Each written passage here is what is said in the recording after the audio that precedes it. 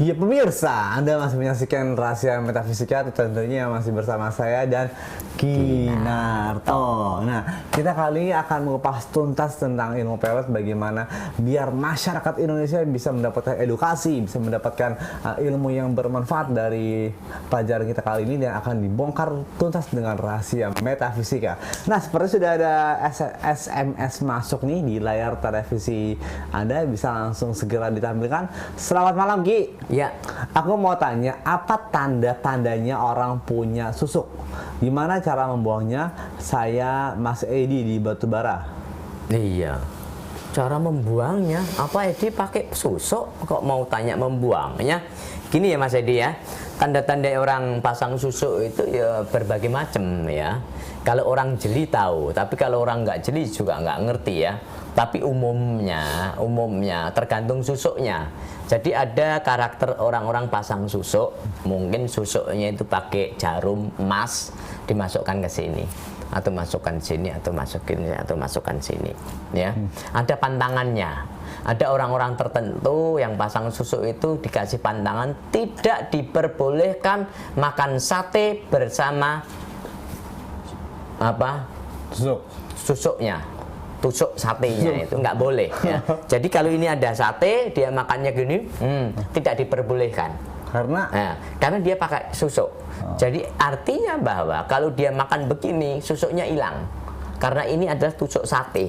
Ya, tusuk sate nggak boleh itu. Ada lagi orang yang pasang susuk tidak mau makan pisang emas. Itu juga hilang juga.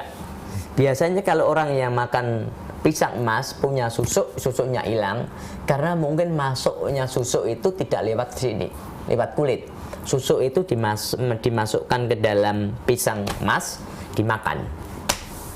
Nah, jadi susuk itu sudah dimantra-mantrain, sudah ada softwarenya bahasa sekarang. Jadi susuk itu adalah hardwarenya, ada mantranya, pikiran-pikiran ini tadi ada softwarenya.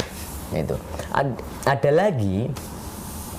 Orang, taruhlah orang pacaran ataupun suami istri, biasanya orang pacaran ya.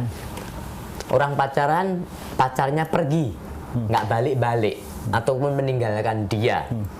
Nah kemudian dia nggak punya ilmu pengajian, nggak punya ilmu pelet, dia datanglah pada seseorang yang pintar, mengutarakan bahwa pacarnya pergi, ataupun istrinya pergi. Bagaimana supaya kembali dengan cepat? Lah itu ada ilmu pada zaman dahulu loh ya, zaman dulu ada namanya ilmu puter giling. Ilmu puter giling. Ilmu puter giling itu ilmu yang memaksa seseorang yang jauh, seseorang yang pergi supaya cepat pulang, cepat kembali. Gitu. Jadi biasanya ilmu puter giling itu ada dekat kaitannya dengan ilmu pelet. Ilmu puter giling itu biasanya menggunakan pakaian. Ya, seandainya taruhlah ada seorang suami, ada seorang cowok ataupun seorang cewek, pasangannya pergi nggak pulang-pulang, seperti Bang Toyib kali ya, ya, pergi nggak pulang-pulang, gimana supaya pulang? Nah orang itu mendatangin orang yang pinter, orang yang tahu, punya ilmu yang dia katakan puter giling, orang itu disuruh membawa pakaiannya, pakaian ataupun kaos ataupun celana nggak apa-apa, pokok pakaian yang punya kena, yang pernah kena keringatnya. Nah pakaian di situ tuh bisa di pakaian itu bisa diputarkan seperti ini, ya, diputar seperti ini. Kalau contohnya saya ada apa? Mana saya ya? Sapu tangan taruhlah diputar begini. Nah diputar ini orangnya cepat pulang. Nah itu. Coba ya. lagi. Mana ya? Ya. Nah ini contohnya, contoh ya. Seandainya aku minggat, saya tuh minggat, nggak pulang-pulang. Nah, terus bagaimana agar Narto itu cepat pulang? Minta tolong pada seorang yang punya ilmu puter giling. Coba saya punya ilmu. Ya, ini diputar-putar. Oh nggak tahu ilmunya, nggak tahu ilmunya. Ini kan ada keringatnya. Ini kita bacain ataupun kita sugestikan dengan pengetahuan kita. Hei keringat, ini keringatnya dia, ini keringatnya Narto, taruhlah. Kamu harus cepat pulang kembali ke rumah. Kalau nggak pulang, kamu akan bingung. Dimanapun saja, kamu bingung. kecuali pulang kamu nggak bingung, makanya cepat pulang. Sepanjang kamu nggak pulang, kamu selalu kebingungan. Ini dia putar dulu, putar kini sambil bayangkan, sambil sama seperti itu divisualisasikan, diputar begini. Nah, bisa-bisa 3 hari atau 5 hari tergantung kekuatannya, kekuatan daya tariknya. Bisa-bisa pulang, cepat pulang itu. Pulang kemana nih, Ki? Ya, pulang ke rumahnya. Itu. Ini yang dinamakan ilmu putar giling. Putar giling? Iya, putar giling. Jadi barang itu harus diputar dulu. Ini bajunya diputar. Seperti digiling, giling tahu itu ya, digiling itu diputar, sama aja. Harus pakai baju atau sapu tangan, Ki? Sapu tangan juga boleh, baju boleh, pokoknya yang pernah terkena keringatnya. Itu putar giling. Topi juga boleh. Sapu ini kacamata juga boleh. Asalkan kena keringatnya? Iya, asal kena keringatnya. Oh, oke gitu. Ki, ada SMS lagi nih, Ki.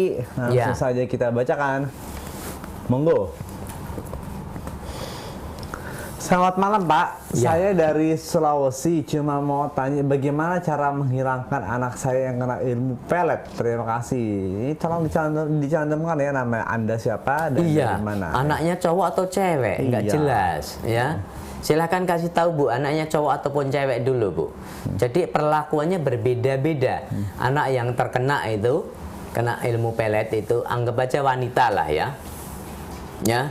Jadi ibu, kalau putranya ibu itu seorang wanita dan ibu yakin itu kena pelet, ibu kalau dia masih pulang ataupun di rumah, ketika dia tidur dekatin pelan-pelan.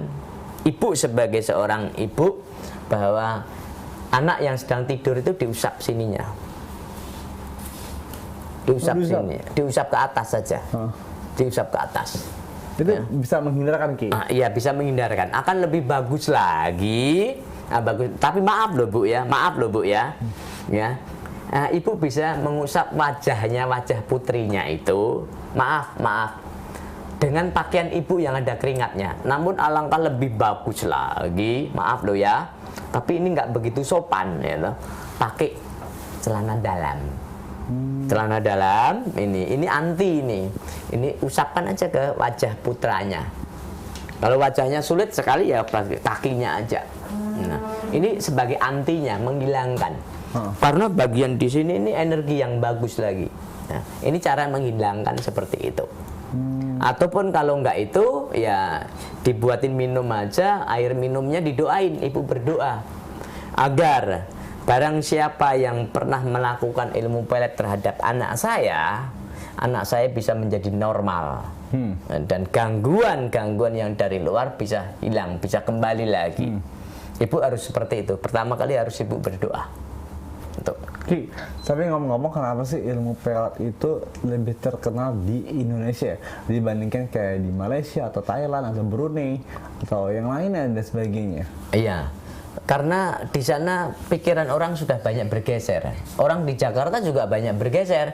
Ilmu peletnya nggak pergi ke ilmu paranormal, nggak ilmu ke para kedukun dan lain sebagainya. Ada ilmu pelet yang jos itu. Iya. Seandainya sahabat saya Roy, contoh Roy ya.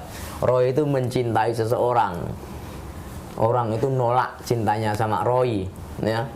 Roy pergi ke dukun atau paranormal, nggak berhasil, tetap ditolak walaupun sudah katanya ilmu pelet canggih ataupun yang sudah diiklankan.